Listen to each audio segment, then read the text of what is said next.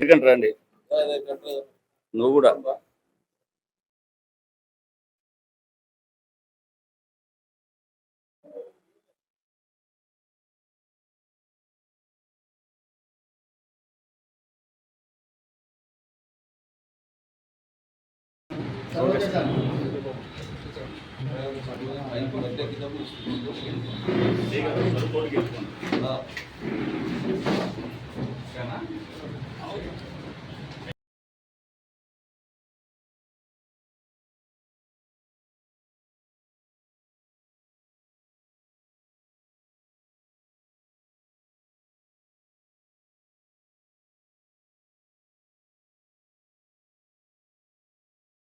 కాబట్టి ఇబ్బంది అనిపించేసి వాళ్ళని డైరెక్ట్గా రిమాండ్ పంపడం జరుగుతుంది. ఒట్టిగా బేసికల్గా బాలిక పైన అత్యాచారం కేసులో ముద్దాయాలని చెప్పేసి సాయంత్రం బుల్లి ప్రెస్ నోట్ పంపిస్తాను. అంతవరకు చేయగలను.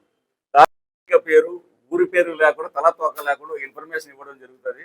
కాబట్టి దాన్ని అదే లెవెల్లో రాయండి దయచేసి.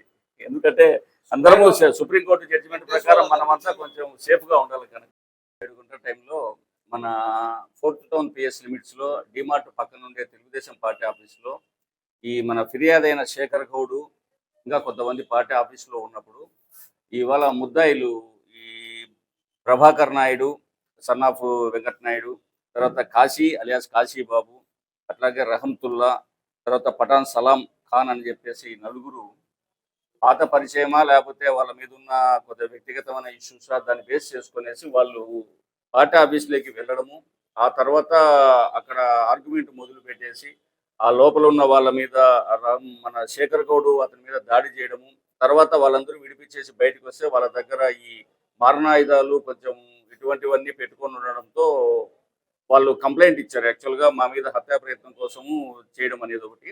రెండోది ఇక్కడ సెన్సిటివిటీ ఏంటంటే ఒక పార్టీ ఆఫీస్కు సంబంధించిన ఆ బిల్డింగ్లోకి అక్కడ వెళ్ళడం అనేది ఇక్కడ చాలా సీరియస్గా తీసుకోవడం జరిగింది. వెరిఫై చేస్తే వీళ్ళకు ఆ శేఖర్ గౌడ్ మీద ఉన్న వ్యక్తిగత ద్వేషాలు అయితేనేమి, అతను యాక్చువల్గా హత్యా ప్రయత్నం చేయాలనే కాన్సెప్ట్తోనే ఈ ఇష్యూ వాళ్ళపై లోపల పోయి దాడి చేయడం ఇవన్నీ జరిగినట్టుగా మనకి ఎస్టాబ్లిష్ కావడంతో ఆ ఇన్వెస్టిగేషన్ పూర్తి అయ్యాక ఇవాళ ఇన్స్పెక్టర్ గారు అండ్ టీము ఈ నలుగురు ముద్దాయిలను అరెస్ట్ చేసి వాళ్ళని కోర్టు ముందు ప్రవేశపెట్టడం జరుగుతుంది.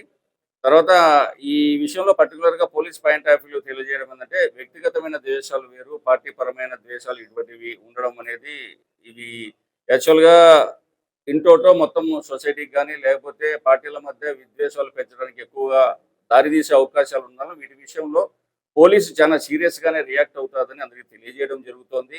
ఈ విషయంలో కూడా వీళ్ళ మీద కఠినమైన చర్యలు చేపట్టడం జరుగుతుంది. తర్వాత వీరి మీద రౌడీ షీట్స్ కూడా ఓపెన్ చేయడం అనేది కూడా జరుగుతుంది. తర్వాత వీరిపైన ఏమైనా పాత కేసులు కానీ పాత ఇట్లా ఇష్యూస్ అనేవి ఏమైనా ఉంటే కూడా వెరిఫై చేయడం జరుగుతుంది ప్రస్తుతానికి. ఉంటే వాటి విషయంలో కూడా పూర్తి స్థాయిలో బయటికి తీసి వీరి మీద తదుపరి చర్యలు కూడా చేపట్టడం జరుగుతుందని తెలియజేస్తున్నాను. Thank you.